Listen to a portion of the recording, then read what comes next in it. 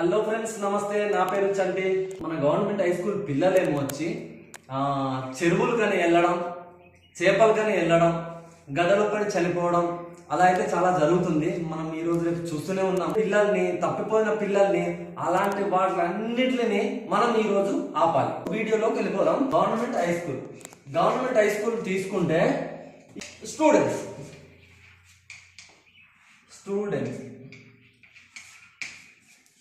ఉంటారు. So teachers, students 300 నుంచి 400 వరకు ఉంటారు, లేదా 600 700 ఉండొచ్చు. సో ఇక్కడ ఒక 10th క్లాస్ స్టూడెంట్ ఉన్నాడు. ఈ స్టూడెంట్ ఏం చేయాలి అంటే ఒక ఇద్దరిని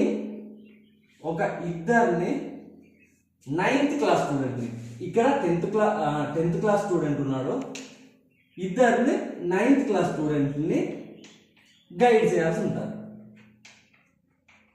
9th క్లాస్ స్టూడెంట్స్ని ఇద్దరిని గైడ్ చేయాల్సి ఉంటుంది అనమాట 10th క్లాస్ స్టూడెంట్. సో వీడి ఎలా గైడ్ చేయాలి? 10th class student 9th class స్టూడెంట్ని ఎలా గైడ్ చేయాలి అంటే 10th క్లాస్ స్టూడెంట్ చదువుకునేటప్పుడు స్టడీ టైంలో వీళ్ళిద్దరిని కూడా, ఎవరైతే ఇద్దరిని గైడ్ చేస్తున్నాడో ఒక స్టూడెంట్, వీళ్ళిద్దరిని కూడా చదువుకునే టైంలో వీటితో పాటు చదివించాలి. వీటితో పాటే మిగతా గేమ్ ఆడుకునే టైంలో ఈ ప్రతి యాక్టివిటీస్లోనూ వీళ్ళిద్దరిని తోడుగా ఉంచుకోవాల్సి ఉంటుంది. అలాగే ఇద్దరు బయటికి వెళ్ళడానికైనా కంపల్సరీ వీడి పర్మిషన్, 10th క్లాస్ స్టూడెంట్ ఎవరైతే ఉన్నారో 9th క్లాస్ వాడి పర్మిషన్ కంపల్సరీ తీసుకోవాల్సి ఉంటుంది. సో వీళ్ళిద్దరు ఇలాగనమాట. అయితే ఇప్పుడు 9th క్లాస్ స్టూడెంట్స్ ఇలా ఉన్నారు కదా, ఇప్పుడు ఈ 9th క్లాస్ స్టూడెంట్స్ ఇంకో ఇద్దరిని, ఈ 9th క్లాస్ స్టూడెంట్ ఇద్దరు ఎవరైతే ఉన్నారో ఇంకో ఇద్దరిని వీళ్ళు లీడర్గా పరిగణించాల్సి ఉంటుంది అనమాట. ఇక్కడ ఇంకో ఇద్దరు యాడ్ అవుతారు. ఎవరు? 9th క్లాస్ స్టూడెంట్కి. వీళ్ళే క్లాసు 8th క్లాస్ స్టూడెంట్ని కరెక్ట్గా గైడ్ చేయాల్సి ఉంటుంది. సో సేమ్ ఈ 10th class student 9th class స్టూడెంట్ని ఎలా టీచ్ చేస్తారు? స్టడీ టైంలో స్టడీ, ఆడుకునే టైంలో ఆడుకోవడం, బయటికి వెళ్ళడం. కానీ వీళ్ళిద్దరు, ఈ 9th క్లాస్ స్టూడెంట్ ఇద్దరు పేరెంట్ యొక్క నెంబరు, ఫోన్ నెంబర్స్ కానీ అడ్రస్ కానీ 10th క్లాస్ స్టూడెంట్ దగ్గర ఒక దగ్గర ఉండాలి.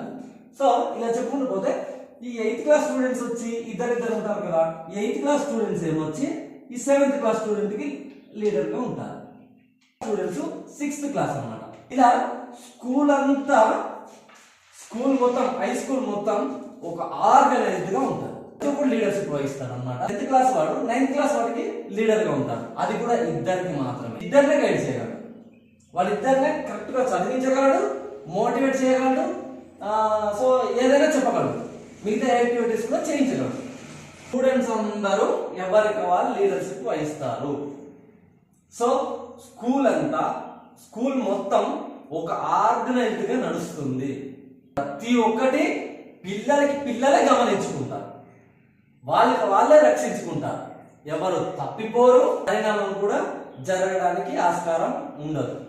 సో ఇలా ఆర్గనైజ్ చేయాలని నేను కోరుకుంటున్నాను. మా టీచర్స్కి మరీ చేతులు జోడించి నమస్కరించి చెప్తున్నాను. విషయం ఏంటంటే, మన స్కూల్ పిల్లల్ని కాపాడుకోవాల్సిన బాధ్యత ఖచ్చితంగా మీదే ఖచ్చితంగా. స్కూల్ మొత్తం లీడర్షిప్ ఉంటుంది. వాళ్ళకందరికీ ఒకరిని చూసి ఒకరు చదవడం నేర్చుకుంటారు, ఒకరిని చూసి ఒకరు యాక్టివిటీస్ నేర్చుకుంటారు, ఒకరిని చూసి ఒకరు మాట తీరు నేర్చుకుంటారు, ఒకరిని చూసి ఒకరు క్రమశిక్షణ నేర్చుకుంటారు. టీచర్స్ రిలాక్స్ అయిపోవడానికి లేదు, ఎందుకంటే వీళ్ళందరూ బాగానే ఆర్గనైజ్గా ఉన్నారు. వీళ్ళందరినీ గైడ్ చేసే బాధ్యత టీచర్స్ ఉంది. హాజరు చేసేటప్పుడు ప్రతి ఒక్కరికి 10th క్లాస్కి వెళ్ళినప్పుడు హాజరు చేసినప్పుడు 10th క్లాస్ స్టూడెంట్కి అడగాలి. మీ ఇద్దరు స్టూడెంట్స్ ప్రతి ఒక్కరికి అడగాలి, ఆ క్లాస్ మొత్తం అడగాలి. మీ ఇద్దరు స్టూడెంట్లు అందరూ ఉన్నారా, క్లాస్లో ఉన్నారా లేదా, పాయింట్ నెంబర్ 1. ఎవరైనా ఇంటికి వెళ్ళారా, పాయింట్ నెంబర్ 2. ప్రతి ఒక్కటి మీకు మినిట్ అప్డేట్ ఉంటుంది.